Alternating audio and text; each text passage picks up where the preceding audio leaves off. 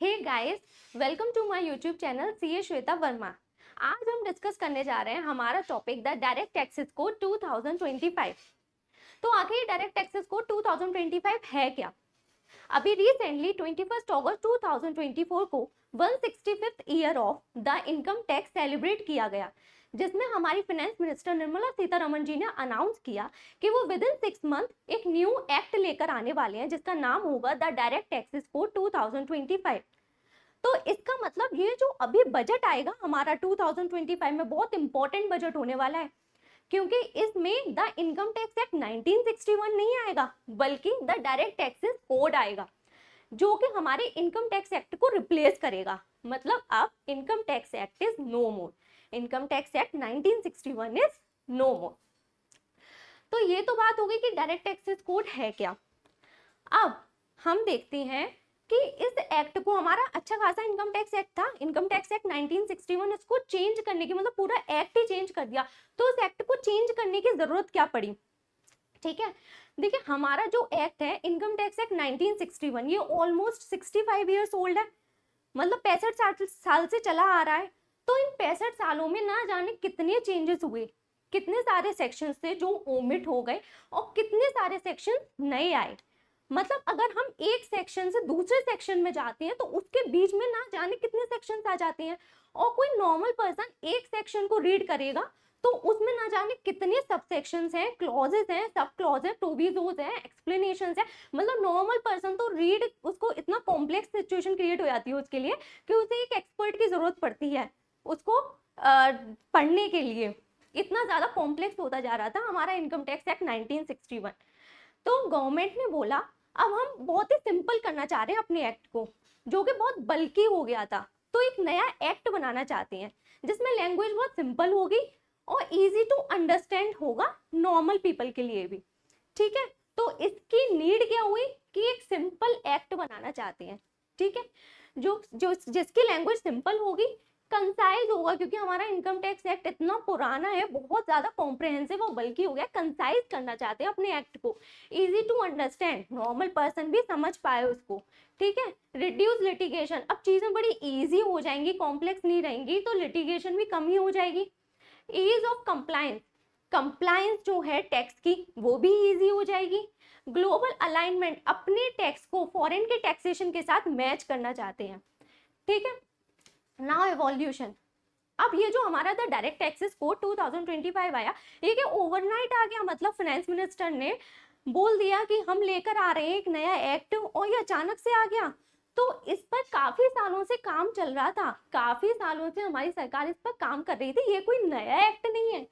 सबसे पहले इसकी एग्जिस्टेंस कब आई? 2009 में। 2009 में ड्राफ्ट, इसका फर्स्ट ड्राफ्ट बनकर प्रिपेयर हुआ था डायरेक्ट टैक्सेस कोड का। ठीक है, देन 2010 में ये जो डायरेक्ट टैक्स कोड बिल था ये प्रेजेंट किया गया, उस टाइम पर हमारे प्रेसिडेंट प्रणब मुखर्जी के सामने लोकसभा में। ठीक है, उस टाइम यूपीए की सरकार थी, लोकसभा में पहली बार ये बिल प्रेजेंट हुआ था 2010 में। यहाँ से ये बिल रिजेक्ट हो गया एंड फर्दर सबमिशन के लिए, फर्दर रिवीजन के लिए, डिस्कशन के लिए 2012 में हमारी स्टैंडिंग कमेटी के पास में भेजा गया। ठीक है, फिर 2014 में एक चेंज हुआ, हमारी यूपीए की सरकार चली गई और एनडीए की सरकार आ गई। ठीक है, देन 2017 में हमारे प्राइम मिनिस्टर नरेंद्र मोदी जी ने 6 मेंबर्स की टास्क फोर्स कमेटी बनाई, एक्सपर्ट कमेटी बनाई 6 मेंबर्स की। उनसे बोला आप एक नया डायरेक्ट टैक्स कोड डिजाइन करो, बिल्कुल fresh direct tax code design करो। ठीक है, फिर इन्होंने क्या किया, 2 साल में अपनी रिपोर्ट हमारी फाइनेंस मिनिस्टर निर्मला सीतारमण जी को सबमिट कर दी। 2019 में अपनी रिपोर्ट बनाकर, द डायरेक्ट टैक्सेस कोड पर अपनी रिपोर्ट बनाकर निर्मला सीतारमण जी को सबमिट कर दी। लेकिन उसके बाद से ये रिपोर्ट पब्लिक डोमेन में आई ही नहीं।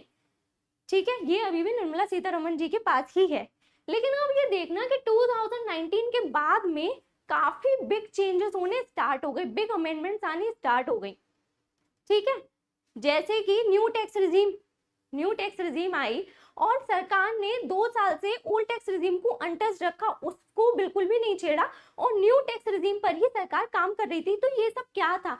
ये सब द डायरेक्ट टैक्सेस कोड की तरफ एक कदम था, मतलब सरकार इसी की तैयारी करने में लगी थी नए एक्ट की, इसलिए इतने मेजर चेंजेस हुए। इस साल बजट में भी कितने मेजर चेंजेस आए, कैपिटल गेन में चेंजेस आए, टीडीएस में काफी सारे चेंजेस आए। तो वो सब क्या था, वो सब सिर्फ और सिर्फ हमारे न्यू टैक्स की तरफ एक कदम था। न्यू टैक्स जो लाने वाले हैं उसके लिए ही सारी तैयारियां चल रही थी, ठीक है। अब difference between the income tax act and the direct tax code, इन दोनों में डिफरेंस क्या है। हमारा जो पुराना इनकम टैक्स एक्ट 1961 था एंड जो डायरेक्ट टैक्सेस कोड 2025, इसमें डिफरेंस क्या है। यूज ऑफ सिंपल लैंग्वेज, सरकार का सबसे पहला बात क्या थी कि हम बहुत सिंपल करना चाहते हैं। जो पुराना हमारा टैक्स था ना, जिसमें इतने सारे प्रोविजोज एंड एक्सप्लेनेशन थी, जिसकी वजह से बहुत डिफिकल्ट टू अंडरस्टैंड हो रहा था ना वो, तो अब उसको चाहते हैं कि एक ऐसा एक्ट बनाए ना ही प्रोविजन हो ना एक्सप्लेनेशन हो, बड़ा ही सिंपल हो, ठीक है। No concept of assessment year and previous year, बड़ा ही डाउट रहता था हम किस साल में है, कौन सा असेसमेंट ईयर, कौन सा प्रीवियस ईयर, क्या है ये, दो अलग अलग है एक ही है, लोगों को बड़ा ही कंफ्यूजन रहता था। अब केवल एक फाइनेंशियल ईयर होगा, केवल फाइनेंशियल ईयर में बात होगी, ना ही असेसमेंट ईयर ना ही प्रीवियस ईयर। बहुत बड़ा जो कंफ्यूजन था वो सॉल्व हो जाएगा। पहले क्या होता था, हमारे द इनकम टैक्स एक्ट 1961 में दो कैटेगरी होती थी, रेसिडेंट एंड नॉन रेसिडेंट, और उस रेसिडेंट में भी दो कैटेगरी हो जाती थी, ordinary resident and non ordinary resident. तो सरकार ने अब क्या किया, अब वो कह रही है कि केवल दो कैटेगरी होंगी, रेसिडेंट एंड नॉन रेसिडेंट, और जो रेसिडेंट की दो कैटेगरी थी, ऑर्डिनरी एंड नॉन ऑर्डिनरी, उसको हटा दिया, केवल resident and non resident. Okay, simple करना चाह रहे हैं ना।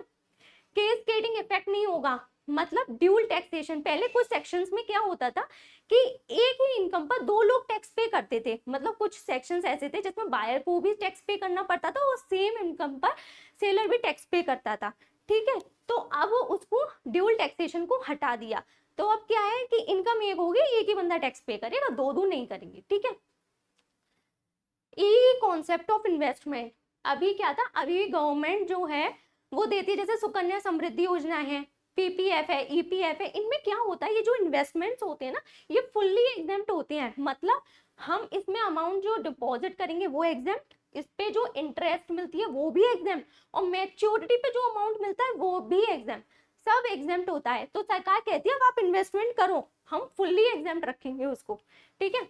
No deductions, very very important, new tax regime, सारी डिडक्शंस खत्म कर दी गई चैप्टर 6 से, मतलब खत्म ही हो जाएगा, है ना। लोग पहले क्या करते थे ना, फेक डिडक्शंस क्लेम करते थे और अपने रिटर्न को फाइल कर देते थे, तो अब सरकार कह रही है कि डिडक्शन ही हटा दो, डिडक्शन ही खत्म कर दो, तो मतलब आप समझ लो चैप्टर 6 से खत्म हो जाएगा इनकम टैक्स एक्ट में से, तो कितना कम हो जाएगा, कितना हल्का हो जाएगा हमारा इनकम टैक्स एक्ट। ओके, पहले 5 हेड ऑफ इनकम होती थी, है ना, अभी भी 5 हेड ऑफ इनकम ही रहेंगे, लेकिन उसमें से 2 हेड के नाम चेंज कर दिए। इनकम फ्रॉम सैलरी को बोला जाएगा employment income, and other sources की जो इनकम होगी उसको बोला जाएगा रेसिड्यूरी इनकम, सिर्फ नाम चेंज किए हैं, ठीक है। सैलरीड एम्प्लॉय को बिग रिलीफ मिलने वाला है, मतलब जो सैलरीड एम्प्लॉय होते थे ना, उनको बहुत कंप्लेन रहती थी कि हमारी तो पूरी की पूरी इनकम बैंक अकाउंट में जाती है और सब पर हमको टैक्स पे करना पड़ता है।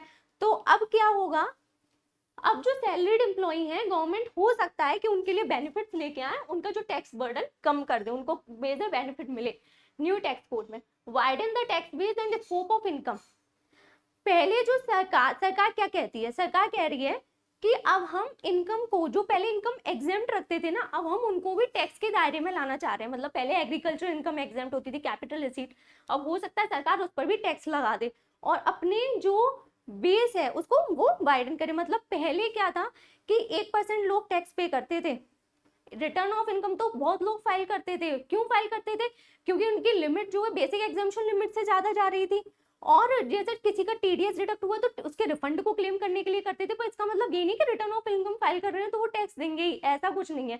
अब सरकार क्या चाहती है कि 1% लोग पहले देते थे ना, तो हम चाहते हैं 7.5% लोग टैक्स दें, और वो ऐसे कैसे बढ़ाना चाह रही है कि स्कोप ऑफ इनकम उसको वाइड करना चाह रही है, स्कोप ऑफ इनकम को, ठीक है।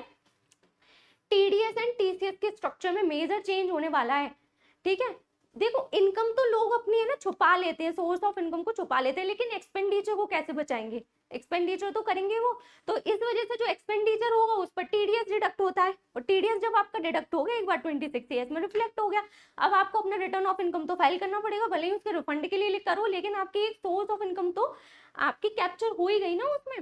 तो सरकार क्या कहती है कि अब हम ज्यादा से ज्यादा इनकम पर टीडीएस को लगाएंगे, टीडीएस एप्लीकेबल कर देंगे ज्यादा इनकम पर, लेकिन हाँ टैक्स रेट कम कर देंगे, टैक्स रेट इतनी हाई नहीं होगी, लेकिन एक बार क्या है कि सोर्स ऑफ इनकम आपकी कैप्चर हो गई ना, तो उनके लिए थोड़ी इजी हो जाएंगी चीजें। Same tax rate for all companies होती है, फॉरेन कंपनी, डोमेस्टिक कंपनी, सब पे अलग अलग टैक्स रेट होते थे, अलग अलग सरचार्ज होते थे। अब सरकार कह रही है पार पे ले आएंगे सारी कंपनीज को, सेम टैक्स रेट कर देंगे सारी कंपनीज के लिए। हमारा जो इनकम टैक्स एक्ट होता था उसमें 23 चैप्टर्स होते थे, 298 सेक्शंस होते थे, ना जाने कितने sub sections, clause, sub clause, provisos and explanations होते थे। अब सरकार कह रही है सबको हटा देंगे, 22 चैप्टर लेके आएंगे, 319 क्लॉज होंगे और 22 शेड्यूल होंगे, ठीक है ना। हमारा ये जो डायरेक्ट टैक्स कोड है 417 पेजेस का है, ठीक है, और उसमें ये सब है। अब एक क्वेश्चन हमारे स्टूडेंट्स के लिए, उनको बड़ा कंफ्यूजन था कि अरे ये क्या हो गया, हम तो इनकम टैक्स एक्ट 1961 पढ़ रहे, अब एक्ट ही चेंज हो गया, अब क्या करें। तो जो भी स्टूडेंट प्रिपरेशन कर रहे हैं वो मार्च 2026 तक उनके लिए the income tax act 1961 he applicable होगा, और उसके बाद में द डायरेक्ट टैक्स कोड आएगा, तो आप अभी इसी की ही प्रिपरेशन करें, अभी आपके लिए इनकम टैक्स एक्ट 1961 ही एप्लीकेबल है। Okay, so hope you like the video. If you like the video, so please like, share and subscribe to my YouTube channel. Thank you so much.